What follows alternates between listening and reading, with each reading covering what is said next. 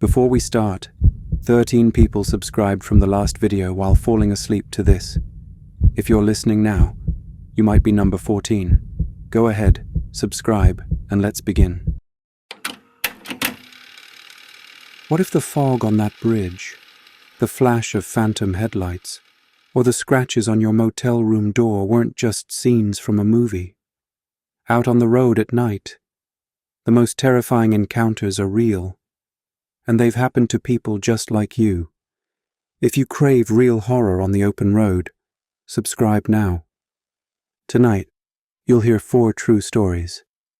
One pursuit that ended in a kidnapping rescue, another that spiraled into a high-speed chase with masked strangers, a good Samaritan lured into a dangerous trap, and an act of kindness that nearly turned fatal. These aren't urban legends or campfire stories. They're backed by police reports and first-hand accounts. Stay until the end to see which escape could have ended in tragedy. Sometimes, the most ordinary roads hide the darkest secrets. Highway 2, 87 in northern Texas, runs straight through empty plains, its blacktop stretching for miles without a curve or a sign of life. At 2 in the morning, the world feels stripped down to headlights and shadows. Rachel, a traveling nurse, finished a double shift and pointed her car toward home, the road humming under her tires. She was used to the quiet, but that night, the silence pressed in. Her fuel gauge hovered near empty, and when a green sign promised a rest stop just outside Vernon, she followed it off the highway. The rest stop was a squat building under a flickering street lamp, the lot nearly deserted. Only a battered van sat at the far end, its paint dulled by grime. Rachel parked under the light, as close to the building as she could. She checked her phone. No service. The sense of isolation settled on her shoulders. Still, exhaustion pushed her forward. She walked briskly to the restroom, her footsteps echoing in the empty air. Inside, the chill hit her first. The air was sharp, carrying the faint scent of bleach. The stall door clicked shut behind her, and for a moment, she just listened. The silence was thick, broken only by the hum of the light overhead. Rachel tried to shake off her nerves, but something didn't feel right. She told herself it was just the hour, the loneliness of the place. Then came the sound. Slow, heavy footsteps outside, moving closer. Rachel froze, holding her breath. The footsteps stopped right outside the stall. There was a pause, then the handle rattled, slow and deliberate. She called out, "Occupied." The handle stopped moving, but the silence that followed was worse. She crouched to look for feet, but saw nothing. The sense of being watched crawled up her spine. She waited, counting her breaths, before finally opening the stall door. The restroom was empty. Rachel washed her hands quickly, every instinct telling her to get out. When she stepped outside, her heart stuttered. The van had moved. It was now parked right next to her car, although she hadn't heard it start. Its headlights glowed faintly, but the engine was off. A man in dirty coveralls stood between the van and her car, motionless, staring at her. She couldn't see his face clearly, just the outline of his head turned in her direction. Rachel's hand went to her pocket for her keys, but she hesitated. Every warning bell in her mind was ringing. She stepped back into the restroom doorway and pulled out her phone again, hoping for a signal. Still nothing. She tried to steady her hands as she dialed 911, walking to the one spot by the door where she'd sometimes caught a bar. The call connected. The dispatcher's voice was calm, almost bored, but clear. Help was on the way. She told the dispatcher about the van, the man, the door handle. The dispatcher stayed on the line, telling her to remain inside and keep the door locked until officers arrived. Rachel's eyes stayed locked on the man outside. He hadn't moved, but she felt the weight of his attention. She kept talking, giving updates, voice low and steady despite the tremor in her hands. Minutes passed. Rachel's thoughts raced. She reviewed her options: wait, or make a run for her car. She listened for sirens, but heard nothing. The man shifted his weight, and for a moment she saw his face illuminated by the van's headlights. Blank, unreadable, eyes fixed on her.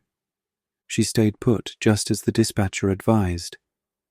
Eventually the man turned, got into the van, and drove slowly out of the lot, headlights cutting through the darkness. Rachel watched until the taillights disappeared, then waited another few minutes before stepping outside. When the patrol car arrived, she explained everything. The officers searched the lot and the surrounding area, but found nothing. No van, no man, not even footprints in the dirt. Rachel's car was untouched. The only sign anything had happened was her shaking hands. The police took her statement and promised to patrol the area through the night. They told her it wasn't the first report of a suspicious van near rural rest stops, but without evidence, there was little they could do. Rachel sat in her car, engine running, until she felt steady enough to drive away. She didn't sleep much that night.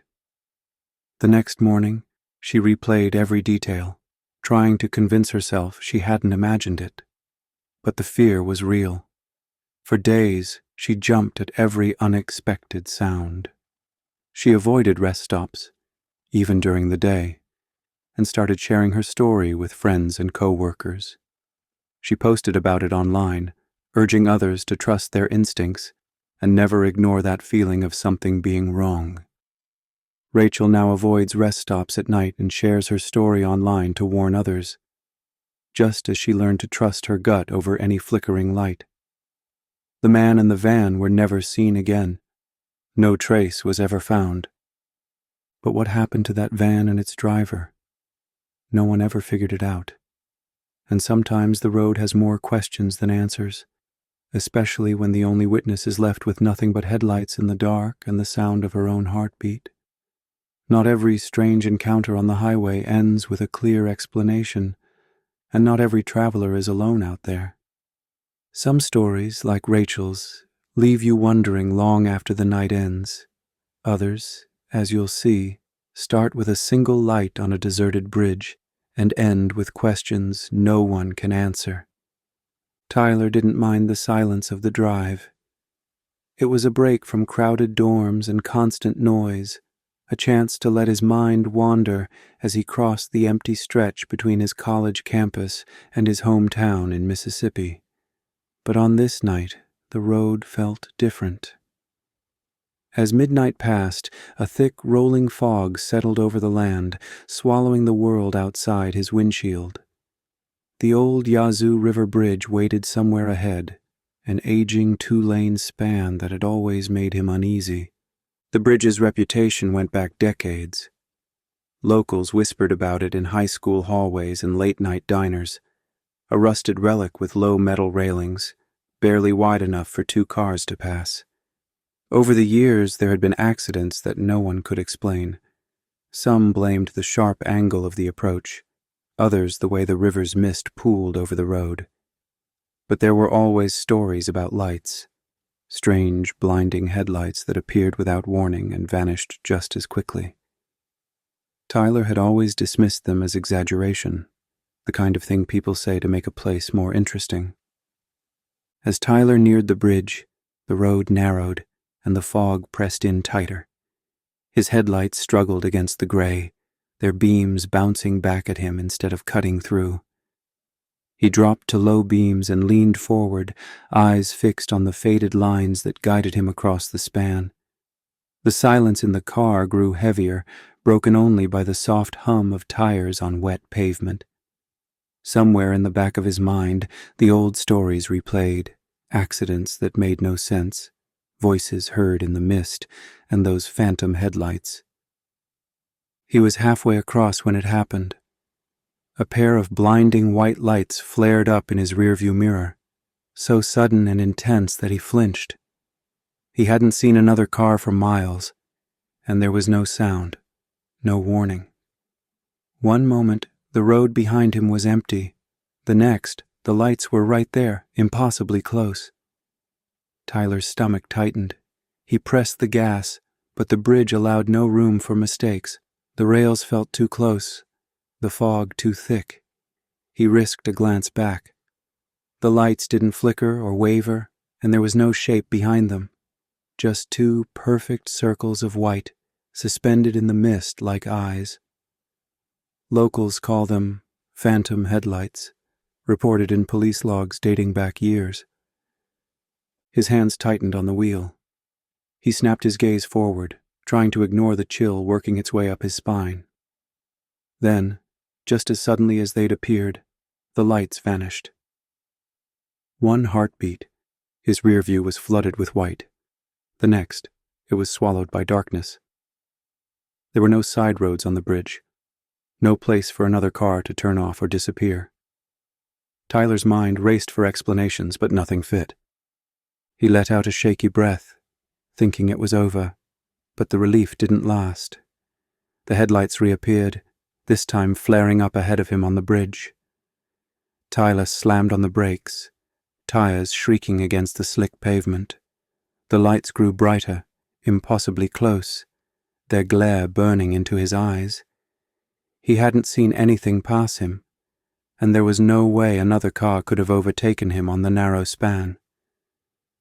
The beams hung there for a moment, then blinked out, leaving him alone in the fog.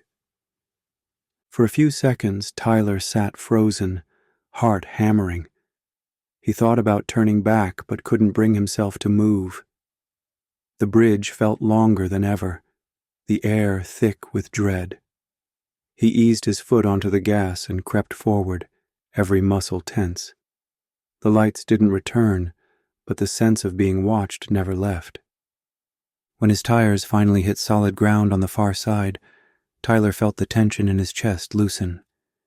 He drove on, not stopping until the neon sign of a gas station cut through the darkness. The lot was empty except for a single attendant, a man with shaggy hair and a faded work shirt. Tyler pulled up to the pumps, hands still shaking, and got out. The attendant looked him over. "You look like you've seen a ghost, son." His tone softened when he saw Tyler's face. Tyler told him what had happened, the fog, the lights, the way they vanished and reappeared. The attendant listened, then nodded, arms folded across his chest. "That bridge has been bad luck for decades. Accidents all the time. Some don't even make sense. People say it's the ones who didn't make it across. They stick around." Tyler stared at him, searching for any sign of a joke. But the man's face was serious. "You're not the first to see those lights," he added. "People have been talking about them for years. Some folks say they're warnings. Others think it's something that still lingers beneath the bridge." Tyler bought a bottle of water and sat in his car for a long time before driving on. He tried to rationalize the experience. Maybe it was a trick of the fog, or headlights from a distant road.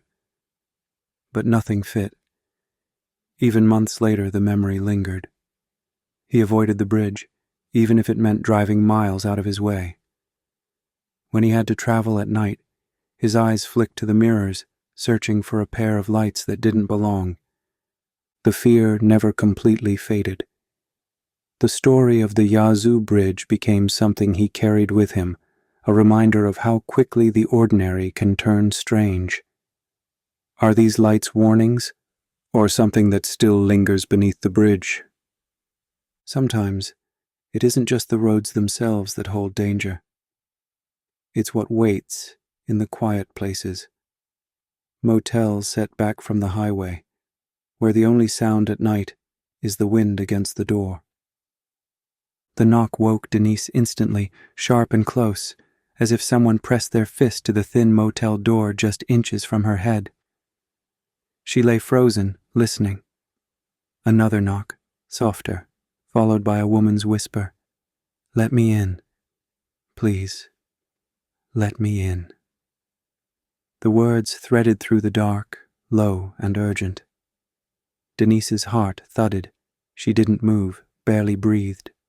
For a long moment she listened for footsteps or a car engine, anything that might explain the voice at her door. Hours earlier, she'd pulled into the Desert View Inn, a squat, aging strip of rooms outside Flagstaff. She'd chosen it because the next town was too far, and she was too tired to keep driving. The parking lot was empty, except for her car and a battered pickup near the office. The desk clerk, half asleep, handed her a key and pointed to the last room on the row. Denise had checked in without thinking much about the emptiness. She'd stayed in places like this before, places where the only sound was the wind and the hum of a neon sign. Inside, the room was musty and spare. A sagging mattress, a chipped dresser, a quilt that didn't match anything else. She'd set her bag down, washed up, and let the TV fill the silence with tinny voices. By midnight she'd drifted off, the day's miles catching up with her. Now, at 2:30 a.m., she stood in the dark, trying to make sense of the knock and the plea. She moved quietly to the peephole. A woman stood outside, hair tangled, clothes wrinkled and dirty. The woman's face was turned down, her hand pressed flat against the door. Denise watched, waiting for the woman to look up or move on. Instead, the whisper came again, softer but more desperate. "Please, let me in." Denise's instincts screamed at her not to open the door. Something about the woman's stillness, the hour, and the empty lot outside made her skin crawl. She grabbed the room phone and dialed the front desk. Nothing, just silence on the line. She tried again, pressing the buttons harder, but the phone was dead. Denise's cell phone showed no service either. She pressed it to her ear anyway, hoping for a faint signal, but there was nothing. She was alone. She called out, steadying her voice. "I can't help you. Please go to the front desk." There was no answer, only a long pause and then the sound of nails scraping gently across the wood. Denise backed up, dragging a chair from the small table and wedging it under the handle. She pushed the dresser against the door for good measure, her movements deliberate, trying not to let panic take over. She double-checked her phone. Still no bars, no way out except through the door. The whisper came again, this time more frantic. "Let me in." Denise sat on the edge of the bed, watching the door, every muscle tense. She listened as the knocking faded, replaced by the soft, persistent scraping. She stayed awake, eyes fixed on the door, jumping at every creak from the aging AC or the wind outside. The hours dragged on. Sometimes she thought she saw a shadow move under the door. Sometimes she thought she heard the woman breathing close enough to fog the thin wood. She didn't sleep. She waited for the sky outside to lighten, for the sounds to stop, for the sense of being watched to fade. When the first gray hint of morning came through the curtain, Denise finally stood. She moved the barricade aside, hands shaking, and opened the door a crack. The lot was empty. The air was dry and still. She stepped outside, half expecting to see footprints or some sign of the woman.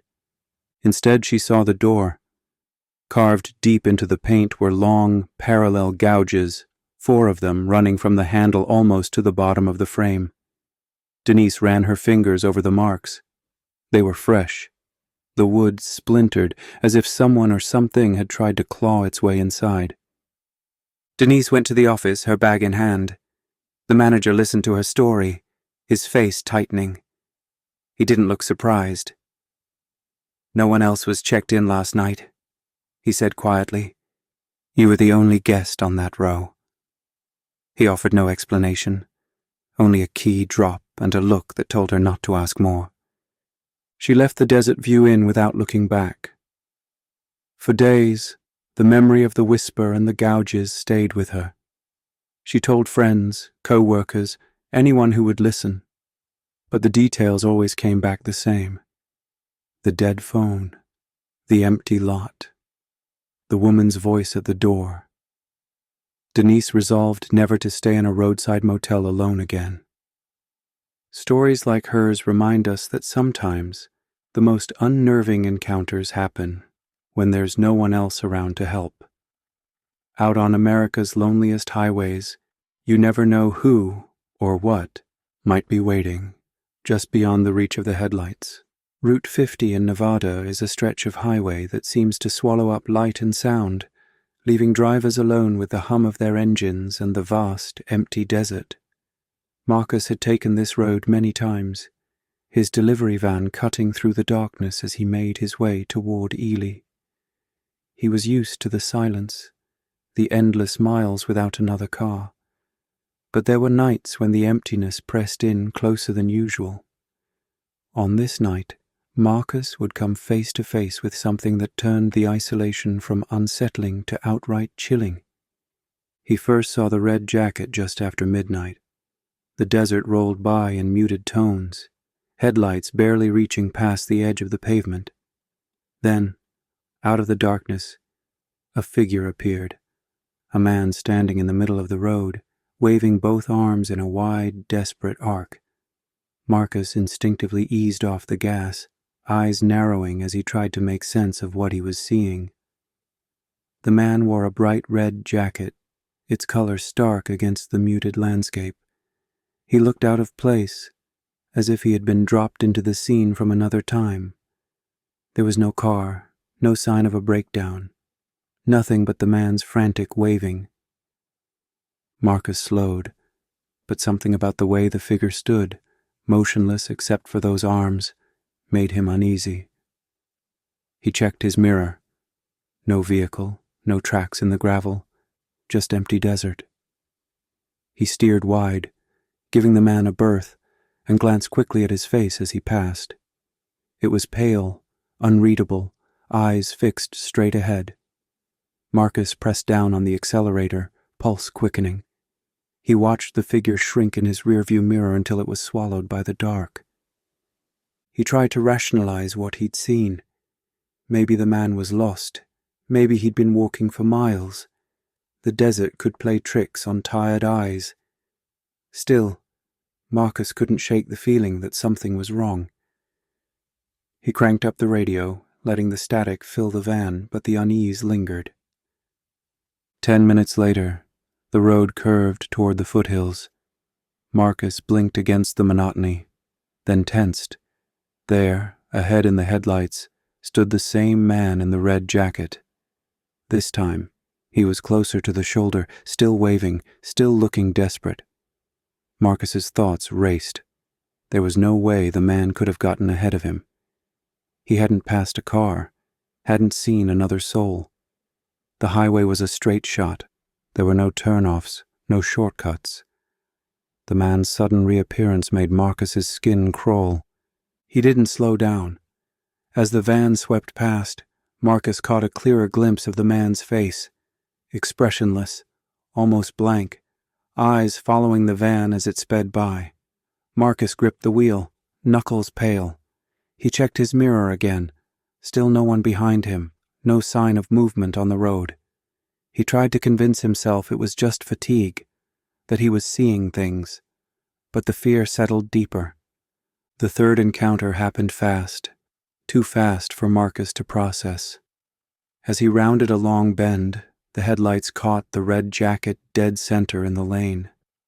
The man's arms were raised, his stance rigid, blocking the way. Marcus jerked the wheel, tires shrieking as he swerved hard to avoid a collision. The van fishtailed, gravel spitting beneath the wheels, but he managed to regain control and keep moving. He risked a glance in the mirror, heart pounding, expecting to see the figure lying on the road or running into the darkness. There was nothing. The highway behind him was empty, smooth, undisturbed. Marcus drove on, his mind racing.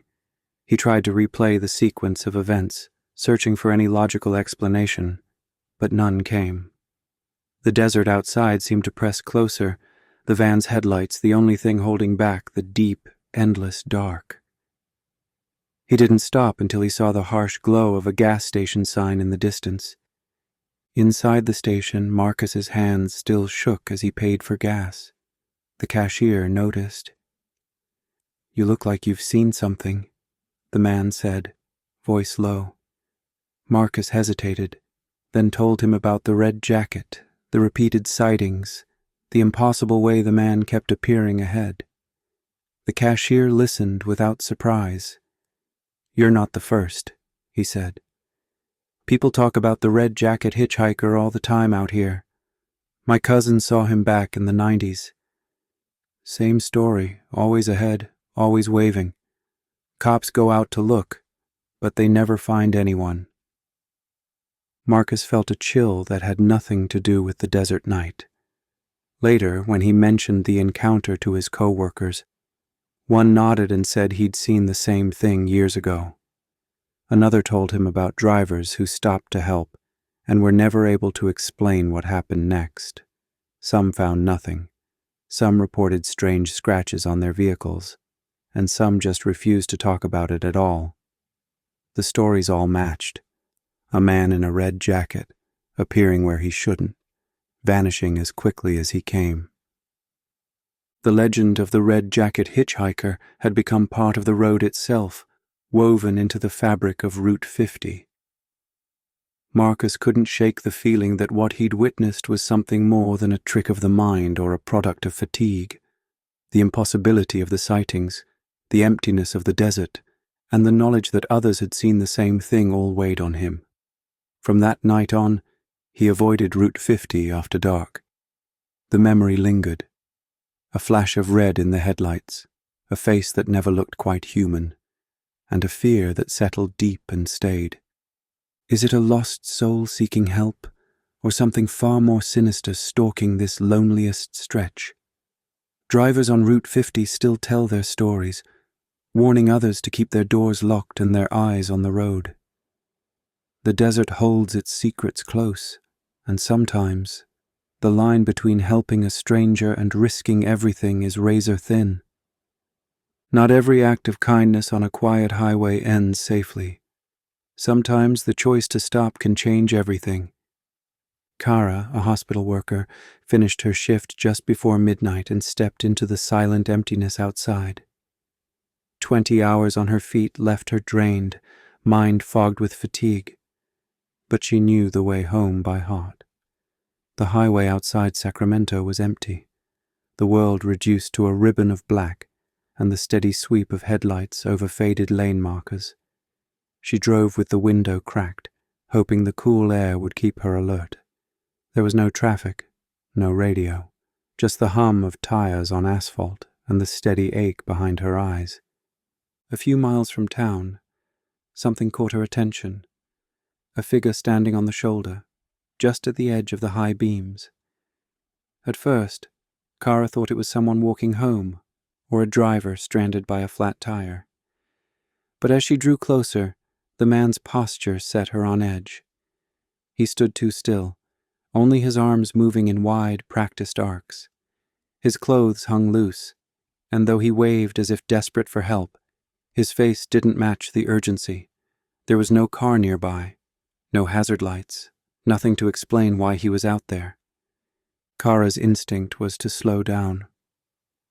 She eased off the gas, eyes narrowing, her mind running through reasons someone might be alone on a deserted road at this hour.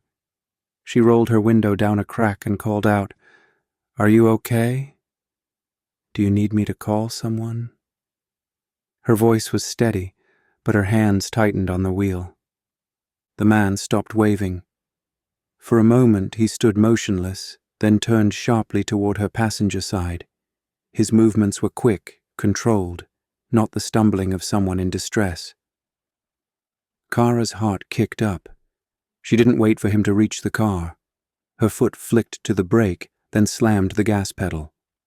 The engine roared, headlights bouncing as the car lurched forward.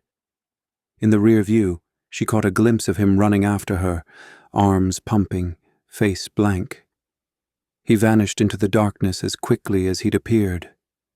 A mile up the road, Kara's hands shook as she fumbled for her phone. She dialed 911, voice tight as she explained what happened. The dispatcher's calm questions helped her focus. She gave her location, described the man, and stayed on the line until she reached the safety of a well-lit gas station. The police said they would send a patrol to check the area. When Kara got home, she locked the doors and sat in her car for a long time, replaying every detail. She kept thinking about the man's face, the way his movements shifted from helpless to deliberate in an instant. It was only the next morning, in daylight, that she saw the scratches on the passenger side rear door, deep, curved marks that hadn't been there before.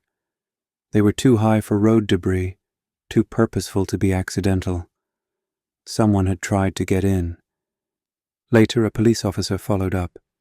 He explained that these kinds of roadside setups were a known tactic, criminals staging breakdowns or waving for help to lure drivers into stopping. "If you ever feel unsafe, don't get out. Call for help from a safe place," he said. Kara listened, the officer's words confirming what her instincts had told her. The encounter wasn't just a fluke. These traps happened often enough that law enforcement knew the signs. Kara spent the next days on edge. She found herself scanning the shoulder for figures, double-checking her locks, and hesitating before stopping for anyone. She told co-workers about the scratches, about the man's blank stare. Some called her paranoid. Others nodded, sharing stories of their own close calls. The experience had changed her. She no longer trusted the simple act of helping someone on the road. The risk felt too real. Roadside traps prey on that first spark of empathy, a stranger in trouble, a chance to help. The reality is more complicated. Criminals use the darkness, the isolation, and the urgency of the moment to make drivers act without thinking. Research and police reports show that these setups are not rare. The lack of witnesses, the speed of the crime, and the vulnerability of drivers make them difficult to prevent and harder to solve. The aftermath lingers. Kara found herself replaying the night over and over, wondering what might have happened if she'd stopped, or if exhaustion had dulled her instincts. The scratches on her car became a daily reminder that she'd made the right decision, but also a mark of how close she'd come to something worse. Her sleep grew restless, her sense of safety shaken. She learned to trust her gut over the impulse to help, and she started sharing her story with anyone who'd listen. Experts say the best way to stay safe is to keep moving if something feels off. Call for help from somewhere secure. Don't open your window or step out, no matter how convincing the situation looks. Kindness is important, but not at the cost of safety. Kara's story is a reminder that even the most ordinary drive can turn dangerous in a heartbeat, and that trusting your instincts is sometimes the only thing standing between you and real harm. There are stories that stay with you not because they're strange or supernatural, but because they reveal the risks hidden in plain sight. Kara's night on the highway was one of those moments, a lesson in caution, a warning passed from one driver to the next. The road offers freedom, but it also demands vigilance. Some dangers don't hide in the shadows. They stand in the open, waiting for you to let your guard down. They say the scariest things on the road aren't ghosts. They're the ones waiting in plain sight. These true tales prove the real monsters may be human. A rest stop encounter that left Rachel shaken, Tyler's brush with phantom lights on the Yazoo Bridge, Denise's night haunted by whispers at a deserted motel, and Marcus's run-in with the red-jacket hitchhiker. Each story shows how quickly the ordinary can turn dangerous when you're alone on the road. Do you have your own late-night terror? Drop it in the comments. Your warning could be someone else's lifeline. The open highway is full of unknowns. Trust your instincts. They just might save your life.